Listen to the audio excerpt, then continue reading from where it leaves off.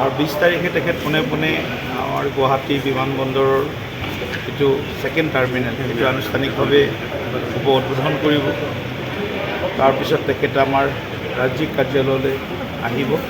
প্ৰথমবাৰৰ বাবে ভাৰতৰ প্ৰধানমন্ত্ৰী মোদী ডাঙৰীয়া আমাৰ বশিষ্ঠস্থিত এই কাৰ্যালয়লৈ আহিব আৰু আমাৰ কাৰ্যালয়ত তেখেতে আমাৰ জ্যেষ্ঠ কাৰ্যকৰ্তা সাংসদ বিধায়কসকলৰ লগত এটা পোনপটীয়া এটা বাৰ্তালাপত মিলিত হ'ব। তাৰপিছত তেখেত নিশা গুৱাহাটীত বিশ্ৰাম কৰিব আৰু পিছদিনা পুৱা 860গৰাকী অসম আন্দোলনৰ শ্বহীদৰ স্মৃতিত তেখেতে শ্বহীদ স্মাৰকত উপস্থিত হৈ শ্ৰদ্ধাঞ্জলি জ্ঞাপন কৰিব। তাৰপিছত পৰীক্ষা পে চৰ্চা কাৰ্যসূচীটো হয়তো তেখেত অংশগ্ৰহণ কৰিব। তাৰপিছত তেখেত পোনে পোনে ইয়াৰ পৰা ডিব্ৰুগড় যাব, ডিব্ৰুগড়ৰ পৰা নামৰূপ যাব আৰু নামৰূপত নামৰূপ ফাৰ্টিলাইজাৰৰ 4th ইউনিট সেইটো আনুষ্ঠানিকভাৱে উদ্বোধন কৰিব আৰু তাতো এখন বিশাল ৰাজহুৱা সভাত তেখেতে অংশগ্ৰহণ কৰিব। আজি বিশেষভাৱে গুৱাহাটীৰ আটাইকেইটা কাৰ্যসূচী যাতে দলৰ ফালৰ পৰা আমি সাফল্যমণ্ডিত কৰিব পাৰোঁ তাৰ যি পূৰ্ণ প্ৰস্তুতি আমি কৰি আছোঁ আৰু সেই প্ৰস্তুতি সন্দৰ্ভত এবাৰ চূড়ান্ত এটা পৰ্যালোচনা আজি আমি ইয়াত কৰিম। মাননীয় মুখ্যমন্ত্ৰী ডাঙৰীয়া আহিব, আমাৰ জ্যেষ্ঠ কাৰ্যকৰ্তাসকল সকলো আহিব। গতিকে আমাৰ গুৱাহাটী মহানগৰকে ধৰি ওচৰ পাজৰৰ কেইবাটাও সমষ্টিৰ পৰা প্ৰায় লক্ষাধিক লোক প্ৰধানমন্ত্ৰীৰ সভাত উপস্থিত থাকিব আৰু প্ৰধানমন্ত্ৰী ডাঙৰীয়াক আমাৰ ৰাষ্ট্ৰীয় ঘাইপথেৰে যেতিয়া আহিব তেতিয়া তেখেতক এই ঘাইপথৰ বিভিন্ন স্থানত তেখেতক পুষ্প আদৰণি জনোৱাৰ আমি ব্যৱস্থা কৰিছোঁ। গণতন্ত্ৰ শব্দটো ভাৰতীয় জনতা পাৰ্টি মই সদায় কৈ থাকোঁ যে এটা নিৰ্বাচন শেষ হোৱাৰ পিছদিনাৰ পৰাই আমি আনটো নিৰ্বাচনৰ প্ৰস্তুতি চলাম। গতিকে আমি এটা জীৱন্ত ৰাজনৈতিক সংগঠন। গতিকে 24/7 আচলতে যাক কোৱা হয় আৰু কেৱল প্ৰধানমন্ত্ৰী ডাঙৰীয়াৰ কাৰ্যসূচীৰ কাৰণে আমি কাম কৰি আছোঁ এনেকুৱাও নহয়। ইয়াৰ লগে লগে সমান্তৰালভাৱে অন্য বিভিন্ন কাৰ্যসূচীৰ কাৰণে আমাৰ প্ৰস্তুতি চলাই আছে।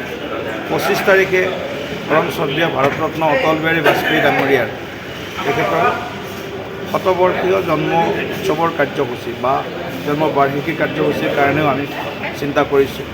26 আৰু 27 তাৰিখে প্ৰথমখন আমাৰ কাৰ্যকালত ৰাজ্যিক কাৰ্যনিৰ্বাহক সভা য'ত ৰাজ্যিক পৰিষদৰ সদস্যসকলো উপস্থিত থাকিব শ্ৰীমন্ত শংকৰদেৱ কলাক্ষেত্ৰত। গতিকে সেই বৈঠকৰ প্ৰস্তুতি চলি আছে। ইয়াৰ লগে লগে 28 তাৰিখে মাননীয় গৃহমন্ত্ৰী ডাঙৰীয়া আহিব, 29 তাৰিখে গৃহমন্ত্ৰী ডাঙৰীয়া থাকিব। গতিকে সমান্তৰালভাৱে আমাৰ মাননীয় ৰাষ্ট্ৰীয় আমাৰ নিৰ্বাচনী পৰ্যবেক্ষক অসমৰ বাবে ইতিমধ্যে ঘোষণা কৰা হৈছে। বৈজয়ন্ত পাণ্ডা ডাঙৰীয়া আমাৰ জ্যেষ্ঠ নেতা, ৰাষ্ট্ৰীয় উপসভাপতি সাংসদ, তেখেতৰ লগত সুনীল শৰ্মা জম্মু কাশ্মীৰৰ আমাৰ দলপতি, বিৰোধী দলৰ দলপতি আৰু তেখেতৰ লগতে দৰ্শনা জগদোজ বুলি আৰু এগৰাকী আমাৰ দলৰ জ্যেষ্ঠ নেত্ৰীক দায়িত্ব দিছে। আজি তেখেতসকলৰ লগত বৈঠকো আছিল আমাৰ দিল্লীত। গতিকে মই এই বৈঠকৰ কাৰণে গুচি আহিলোঁ, তেওঁলোকে আলোচনা কৰিব আৰু পাণ্ডা দেৱ অহা 19 তাৰিখে গুৱাহাটীত তেখেতো আহি আমাৰ নিৰ্বাচনী সভাৰ তেখেতত উপস্থিত হ'ব। আৰু আমি এতিয়া আজি ফাইনেল হ'ব, আমিতো 248গৰাকী আমাৰ যিটো অডিটৰিয়াম বিজেপি তাত 248গৰাকী কাৰ্যকৰ্তা বহিব পাৰে। আমি 255গৰাকী কাৰ্যকৰ্তাৰ নাম দিছোঁ। পিএমঅ'ই গোটেইখিনি যদি এলাউ কৰে তেতিয়াহ'লে আমাৰ 248-250ৰ ভিতৰত আমাৰ সাংসদ, বিধায়ক, আমাৰ দলৰ জ্যেষ্ঠ কাৰ্যকৰ্তা, ৰাষ্ট্ৰীয় ৰাজ্যিক পদাধিকাৰী সমন্বিতে জিলা সভাপতিলৈকে 3-4খন জিলা বাদ দিলে বাকীখিনি আটাইবোৰ জিলা সভাপতি, জিলাৰ প্ৰভাৰী, সহপ্ৰভাৰী, আমাৰ ৰাজ্যিক বিষয়ববীয়াসকল সকলো উপস্থিত থাকিব আৰু জ্যেষ্ঠ কিছু কাৰ্যকৰ্তাক বিশেষভাৱে আমি আমন্ত্ৰণ জনাইছোঁ। নাৰায়ণ বৰকটকী ডাঙৰীয়া, বিজয় চক্ৰৱৰ্তী বাইদেউ, এনেধৰণৰ বহু জ্যেষ্ঠ কাৰ্যকৰ্তাক আমি নিমন্ত্ৰণ দিমে। তালিকা খবৰটো জনাই থৈ দিছোঁ। এতিয়া প্ৰধানমন্ত্ৰী কাৰ্যালয়ৰ পৰা গোটেইখিনি আমালৈ সেউজ সংকেত অহাৰ লগে লগে আমি আমি আজি সন্ধিয়াৰ ভিতৰত নিশ্চিতভাৱে গোটেইখিনিক আমি খবৰ দিম আৰু আমি আমাৰ সাংগঠনিক কাম কাজৰ বিস্তাৰ আৰু নিৰ্বাচনৰ আগতীয় কিছু কাম থাকে সেই কামখিনিৰ কাৰণে বেছিকৈ আধা ঘণ্টা দিছে হয়তো 10-15 মিনিট বাঢ়িব।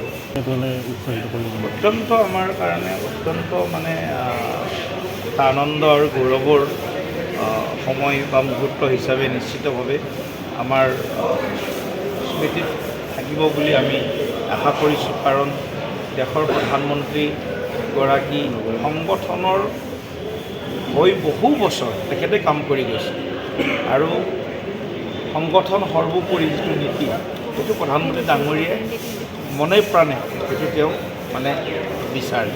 গতিকে প্ৰধানমন্ত্ৰী ডাঙৰীয়া সদায় এজন কাৰ্যকৰ্তা হিচাপে তেখেতৰ বিভিন্ন যেতিয়া আমাৰ পাৰ্টীয়ে হওক বা বিভিন্ন আমাৰ বৈঠক সমিতি হয় তাত প্ৰধানমন্ত্ৰী ডাঙৰীয়াই এজন কাৰ্যকৰ্তাৰ নিচিনাকৈ তেওঁ অংশগ্ৰহণ কৰে। গতিকে আমাৰ ৰাজ্যিক কাৰ্যালয়ত অটল বিহাৰী বাজপেয়ী ভৱনত তেখেতৰ পদাৰ্পণে আমাৰ সাধাৰণ কাৰ্যকৰ্তা এজনৰ পৰা আমাৰ ৰাজ্যিক বা ৰাষ্ট্ৰীয় পদাধিকাৰী সাংসদ বিধায়কসকল সকলোৰে মনত এটা উৎসাহ উদ্দীপনা যোগাব আৰু সকলোকে দুগুণ উৎসাহেৰে 26ৰ নিৰ্বাচনৰ বাবে কাম কৰাব।